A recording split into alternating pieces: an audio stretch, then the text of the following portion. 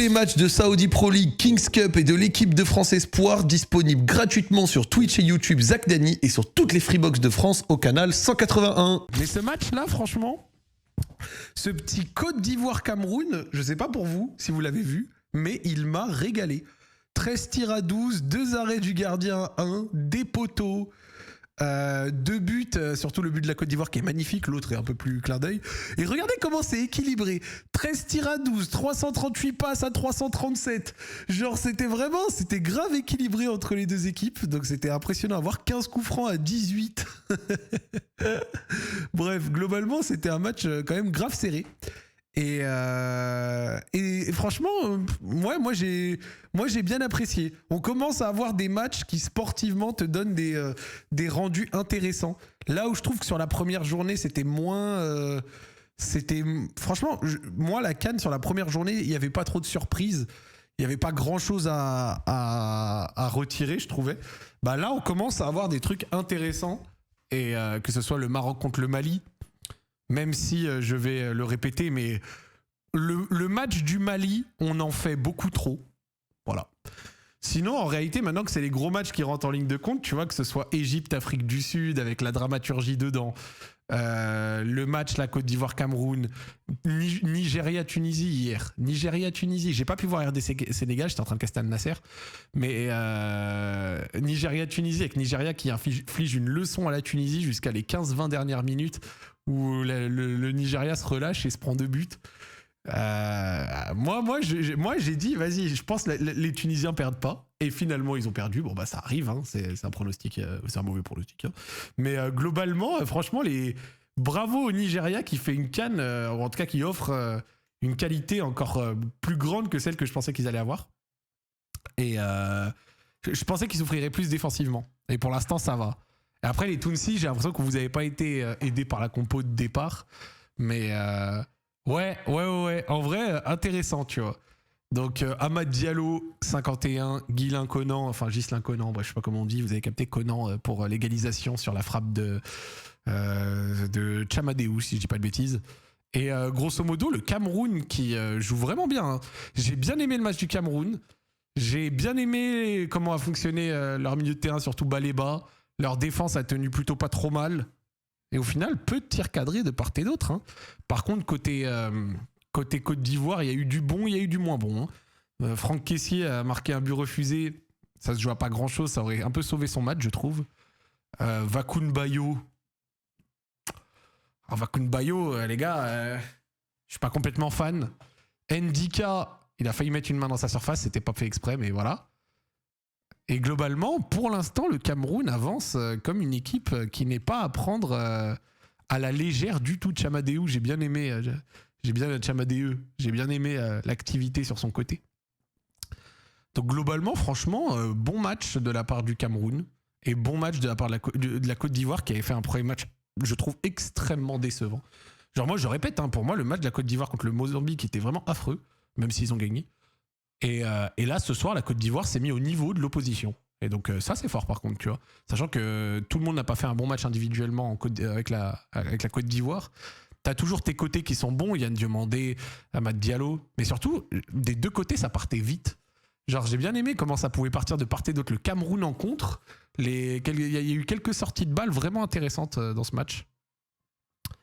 Mais ouais, cette défense à 3 camerounaise t'apporte une espèce de sérénité défensive et une activité sur les couloirs avec Chamadéo et Yongwa, plus la salle des machines Baleba et Avom qui fonctionnent pas trop mal, surtout Baleba évidemment. Baleba lui, Baleba pas besoin de vous faire un dessin. Le frérot est absolument trop fort. Et après derrière ouais, Namasso, Mbemo, Kofané. Bon, Kofané a pas touché beaucoup de ballons, je trouve. Mais ouais, ok, le bon vieux Kofané. Après, c'est, ouais, total des tirs 2, tir cadré, frappe sur le poteau. C'était la reprise au premier poteau, il me semble. Et ouais, en vrai, de l'autre côté, ouais, je trouve que le trio au milieu n'a pas fonctionné de dingue pour la Côte d'Ivoire. Mais globalement, sinon, les ailes ont bien marché. Guéladou est toujours très bien. Le retour défensif en fin de match de Cotonou sur le contre contre Camerounais qui n'a pas été très bien géré, je trouve. Et presque héroïque, franchement. Mais globalement, non, bien. Hein. Le niveau de jeu de la CAN, franchement, pour l'instant, c'est faible quand même. Ouais, je suis pas d'accord, personnellement. Genre, justement, je trouve que c'est parce que c'est un gros niveau que parce qu'on voit certains matchs où ça se neutralise. Mais objectivement, genre en regardant par exemple le match de ce soir, ou le match, par exemple, Nigeria-Tunisie, ou même certains matchs comme Afrique du Sud-Égypte, etc., même si elle 10 contre 11, je vois pas des matchs horribles ou faibles en niveau, personnellement. Après, il y a certains matchs qui sont pas exceptionnels, je vais pas mentir. Par exemple, j'ai regardé Comores-Zambie. Comores-Zambie, je vais pas mentir, c'était pas folichon. C'était Côte d'Ivoire-Mozambique, tu vois. Il y a eu des matchs vraiment horribles. Mais globalement, voilà quoi. T'as pensé quoi du match de l'Algérie? Un peu décevant, mais tu te sors la victoire. Tu te sors la victoire dans un match un peu chiant face à un Burkina qui aurait pu marquer. Hein, franchement, on va pas se mentir. Lucas Zidane, je trouvais, ne respirait pas la sérénité de malade. Mais... Tiens, on va passer dessus. Mais c'est vrai que c'est pas... En fait, c'est un match qui t'apporte une victoire, mais déjà, quand on voit l'attaque momentum, le Burkina a pas mal dominé, surtout en deuxième. Mais au final, c'est vrai que tous les gros ont leur petit moment de déception. 10 tirs, 14 pour le Burkina. Première mi-temps, 6-8, 6-4. Quelques arrêts du gardien, de part et d'autre. 206 passes, 154. Et à l'inverse, le Burkina qui prend un peu le dessus lors de la deuxième mi-temps. Hop.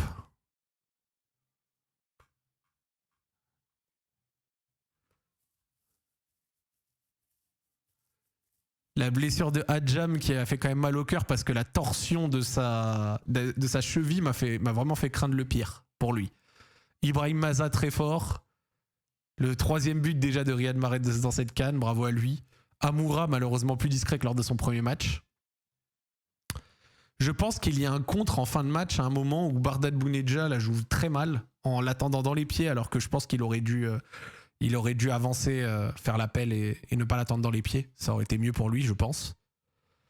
Et non, en vrai, au final, je trouve quand même que sur ce match, la meilleure équipe a gagné. Tu vois, je trouve pas que ce match méritait nécessairement un nul. Je pense que Hervé Kofi fait un gros match. Je pense que l'Algérie a eu l'occasion de doubler la mise plusieurs fois, tu vois. Mais globalement, le nul aurait pas été volé, mais le Burkina ne se fait pas voler non plus, entre guillemets, sur ce match, je trouve. Dans le sens où ils auraient pu espérer mieux, mais voilà. Je pense quand même que l'Algérie était une meilleure équipe sur le match. Voilà. Ibrahim Maza, homme du match, j'ai trouvé que c'était mérité. Et là, quand on regarde, on voit surtout un autre truc. 24 fautes côté algérien, 19 côté burkinabé, 43 fautes en 90 minutes. 43 fautes. Auxquelles il faut ajouter les touches, auxquelles il faut ajouter les corners, auxquelles il faut ajouter les coups francs. Enfin, les 6 mètres, pardon, tu vois, tous ces trucs-là. Oh là là là là. C'est waouh. Donc, non, une victoire pour l'Algérie qui te permet déjà de te qualifier et de faire 6 sur 6. T'as mis Ibrahim Maza qui le méritait après le premier match. T'as sorti Bounedjah. Est-ce que c'était une sanction pour Bounedjah après sa mauvaise réaction qui a tourné sur les réseaux? Ou alors est-ce que c'était un choix tactique? Il rentre quand même à la fin. J'ai trouvé que dans son entrée, c'était un peu décevant aussi. Mais écoute... Est-ce que tu repars avec Amoura à gauche? Je pense qu'Amoura à gauche fonctionne mieux qu'Aït Nouri, personnellement. Et c'est vrai que Ben Sebaini pourrait être MVP, mais par contre, pour Ben Sebaini, oui, il rentre après la blessure, Bounedjah, il rentre après la blessure de Hadjam, pardon. Mais Ben Sebaini, genre, le truc qui aurait pu lui enlever le MVP, le truc qui aurait pu lui enlever le MVP, c'est quoi? C'est, comment ça s'appelle? C'est l'erreur défensive avec la mauvaise relance, où il essaye de dégager du bout du pied et qui donne l'occasion hyper chaude du Burkina.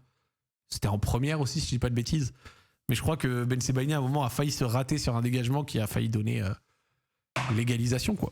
Mais globalement, Burkina, belle équipe. Mais je pense quand même que l'Algérie était meilleure sur le match. Voilà. Même s'il y avait la place pour une égalisation. Merci Flo pour le recep. Mandy, Ben Sebaini, Adjam blessé. Donc du coup, avoir la blessure d'Adjam, parce que quand même la torsion ne fait pas rire. Hein. La torsion ne fait pas rire. Vous avez pensé quoi objectivement de Benasser? J'ai trouvé... Quelqu'un dit meilleur que son premier match? Bah je suis d'accord. Je suis d'accord que j'ai trouvé Benasser meilleur que sur son premier match. Toujours la grande surprise de se dire que Benasser joue au Dynamo Zagreb. C'est important de le dire. Merci à Easy pour le resub. Merci beaucoup. Hop, t'as vu le déclat de Bertrand Traoré? Attends, je regarde.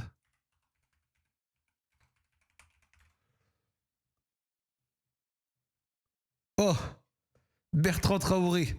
Les arbitres niquent le match. C'est dommage pour le foot africain. Il y a de beaux stades, des supporters. On perd 1-0 sur le penalty, alors que je pense qu'il y a un penalty sur moi sur la première action du match.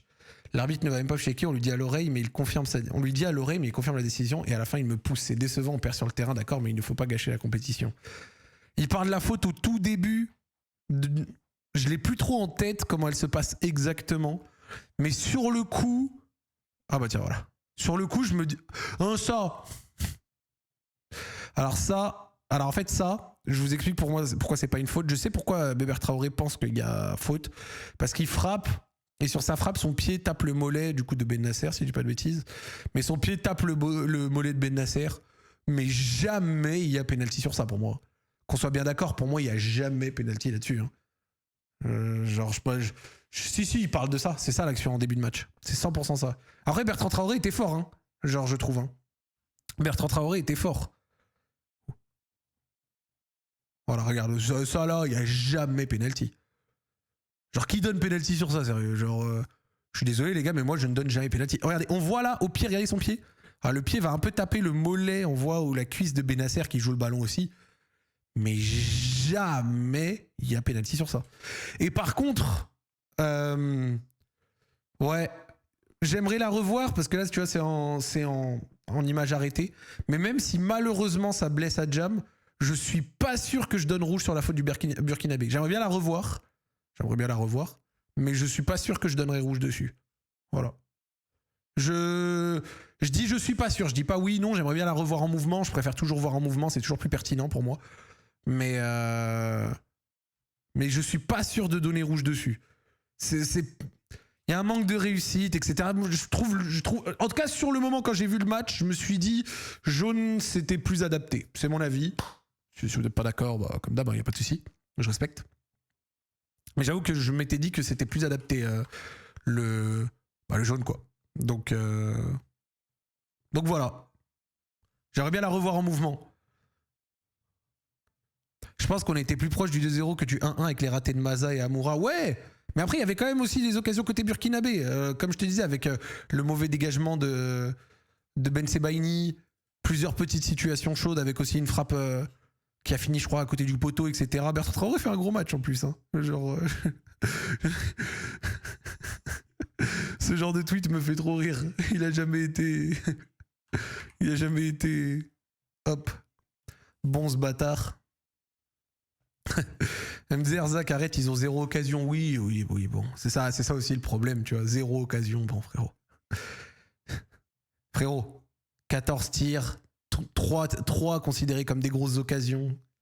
Quelques arrêts de Lucas Zidane, etc.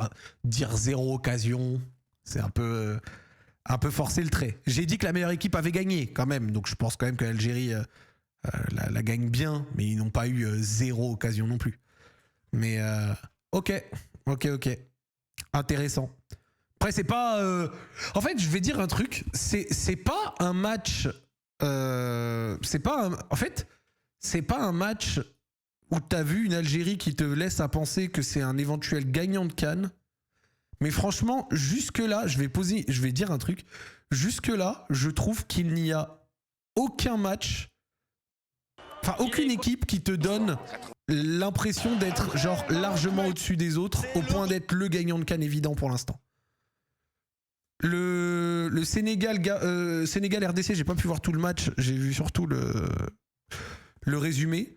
Et le Nigeria, les 20 dernières minutes, les 20 dernières minutes, la fébrilité des 20 dernières minutes m'ont un peu, tu vois. Les 20 dernières minutes du Nigeria, faut pas les exclure, je trouve. Faut pas les exclure non plus de l'équation. Même si c'est un truc qui peut ne pas se répéter, hein, ils peuvent tout à fait apprendre de ça, parce qu'en soi, quand ils en foutent 3 à la Tunisie, c'est impressionnant de maîtrise. Hein. Mais ils ont failli faire une bêtise quand même. Hein. Donc à voir, ça sera intéressant. Ouais, pour l'instant, les équipes, grosse impression, je dirais Nigeria, oui.